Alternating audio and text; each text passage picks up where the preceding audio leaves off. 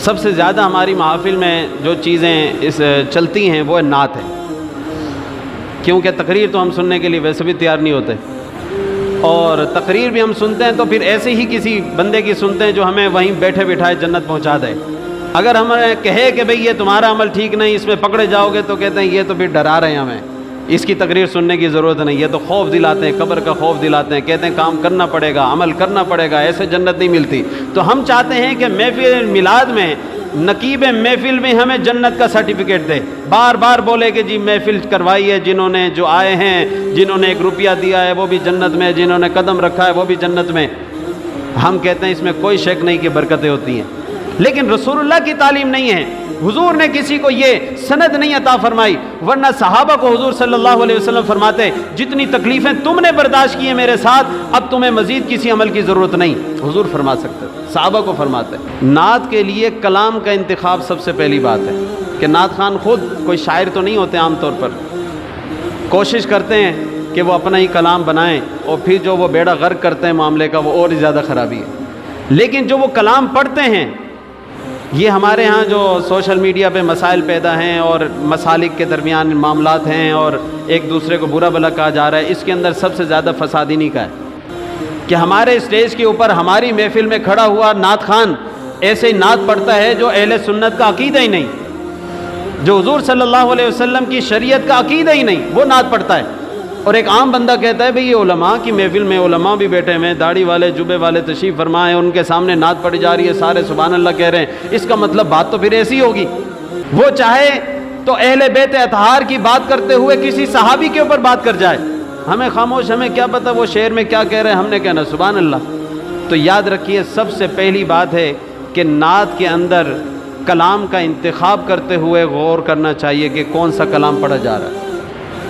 قرآن پاک میں اللہ رب العزت نے حضور کی بارگاہ میں کلام کرنے کے لیے الفاظ کے چناؤ کا حکم دیا، خالق کائنات نے، کتنی بڑی بات، معمولی بات ہوتی تو نہ قرآن میں اس کو بیان کیا جاتا۔ اللہ فرماتا ہے لا تقولوا راعنا وقولوا انظرنا، اے صحابہ جب تم میرے نبی کریم صلی اللہ علیہ وسلم کی بارگاہ میں جاتے ہو، کلام کرتے ہو، راعنا نہ بولو۔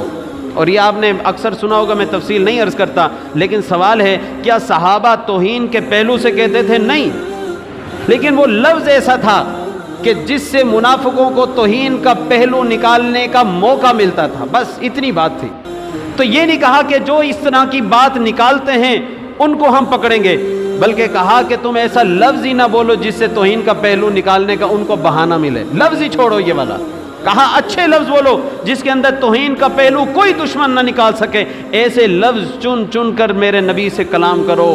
بات کرنے سے پہلے دیکھو کون سا لفظ نکال رہے ہو۔ تو اس لیے حضور صلی اللہ علیہ وسلم کی بارگاہ میں اگر بندہ نعت پڑھ رہا ہے تو نعت میں دیکھے کہ وہ کون سا کلام پڑھ رہا ہے۔ حضرت کعب بن زہیر حاضر ہوئے کلمہ پڑھنے کے لیے، اسی وقت مسلمان ہوئے، اور عرض کرتے ہیں کہ یا رسول اللہ اگر اجازت ہو تو میں آپ کی شان میں کچھ اشعار کہنا چاہتا ہوں۔ حضور نے فرمایا کہ اجازت ہے۔ اب انہوں نے حضور کی بارگاہ میں قصیدہ کہا، یعنی نعت پڑھی، حضور کی تعریف میں اشعار کہے، اور میں یہ عرض کرنا چاہتا ہوں کہ عرب کے جو شعراء تھے وہ عام شعراء نہیں تھے، ان کو اپنی فصاحت و بلاغت پہ ناز تھا، بغیر کسی تیاری کے فی البدی 100-200 اشعار سے بول دیا کرتے تھے، اتنے بڑے شعراء تھے۔ اب حضور سے جب انہوں نے اجازت مانگی، حضور نے اجازت دی، انہوں نے شعر کہے، حضور سنتے رہے، حضور کی تعریف میں وہ نعت پڑھتے رہے، حتیٰ کہ وہ اس شعر پر پہنچے۔ انہوں نے کہا ان الرسول لسیف یستضاء بہ مہند من سیوف الہند مسلول، کہا کہ یہ رسول صلی اللہ علیہ وسلم ایسی تلوار ہیں،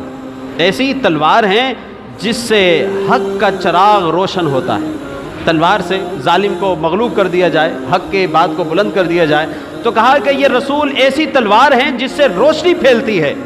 اور مہند من سیوف الہند مسلول، ہند کی تلواریں مشہور تھیں طاقت مضبوط ہونے میں، اور ان کی کاٹ کے تیز ہونے میں ہند کی تلواریں مشہور تھیں۔ تو کہا کہ یہ رسول صلی اللہ علیہ وسلم ایسی مضبوط تلوار ہیں جیسے ہند کی تلوار ہوتی ہے۔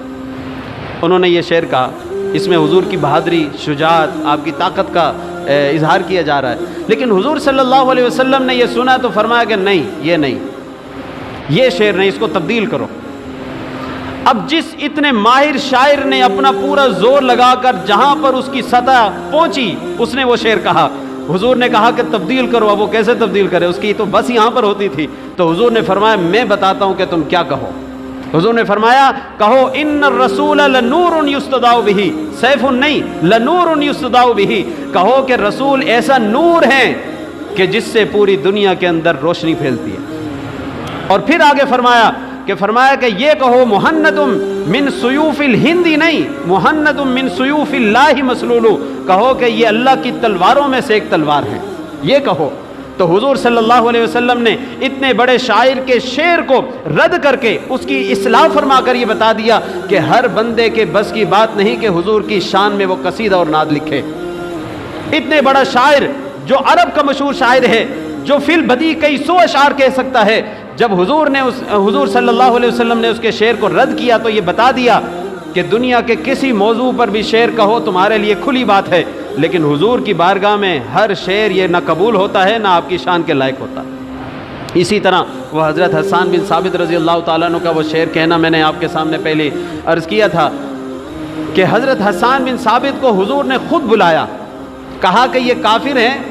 میری شان کے خلاف یہ شعر کہتے ہیں، میری برائی کرتے ہیں، میری گستاخی کرتے ہیں، آؤ اور میری شان میں تعریف کر کے نعتیں لکھ کر ان کو جواب دو. وہ برائی کرتے ہیں تو میری تعریف میں شعر کہو. حضرت حسان آئے، ماہر شاعر تھے، اور آپ دیکھیے کہ ان کی شان اور کیا ہوگی کہ حضور نے خود منتخب کیا کہ یہ آئے اور میری شان میں قصیدہ کہے اور یہ جواب کہے. لیکن جب حضرت حسان رضی اللہ تعالیٰ عنہ کو حضور صلی اللہ علیہ وسلم نے حکم دیا، وہ تیار ہو گئے، شعر فوراً کہنے لگے. حضور نے فرمایا لا تعجل، جلدی نہیں کرو، رک جاؤ، ابھی نہیں. فرمایا جاؤ صدیق اکبر کے پاس،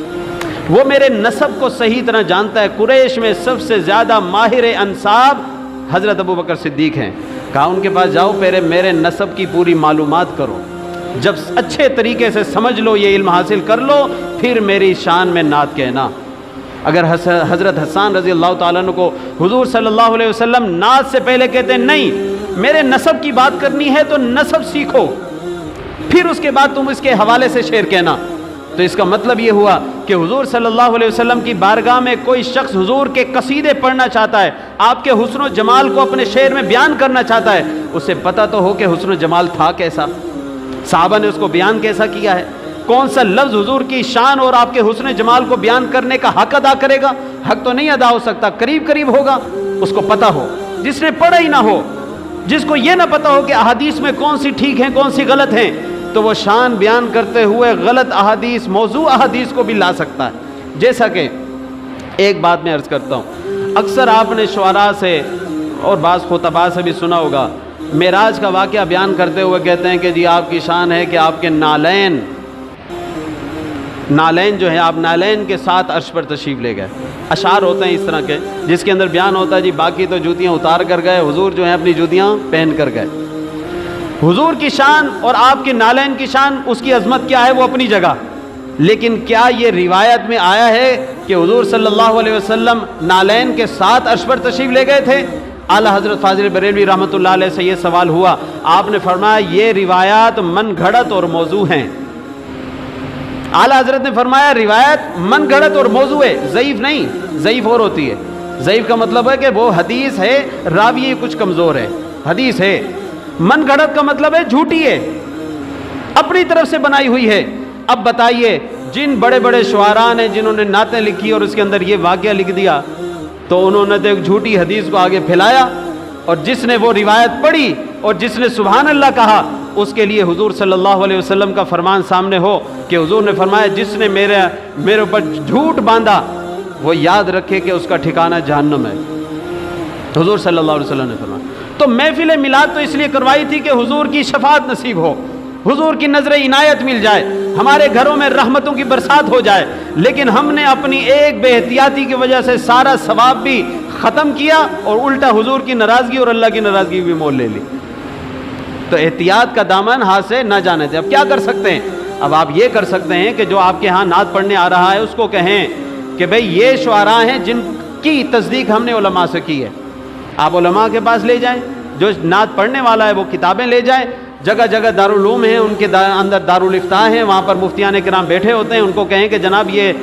کلام ہے پڑھ کے ذرا ہمیں تصدیق کر دیں، کیا میں یہ شاعری پڑھ سکتا ہوں، یہ کلام پڑھ سکتا ہوں، اس میں کوئی ایسا لفظ تو نہیں جو گستاخی بنتا ہو؟ تصدیق کروا لیں، پھر آپ پڑھیں نعت، محبت سے پڑھیں۔ لیکن تصدیق کیے بغیر پڑھیں گے تو یہی کچھ ہوگا جو ہمارے معاشرے میں ہو رہا ہے۔ تو آپ جس کو، میں یہ پہلے بھی عرض کیا ہے کہ آپ اس سے فرمائشیں کرتے ہیں، آپ اس کو پیسے دیتے ہیں، وہ بولیوں پر آتے ہیں، ہزاروں روپے پہلے سے طے کر کے وہ آتے ہیں، تو آپ اس سے یہ فرمائش تو کر سکتے ہیں نا کہ ہماری مرضی کے شاعر کا کلام پڑھو، اتنا تو کہہ سکتے ہیں۔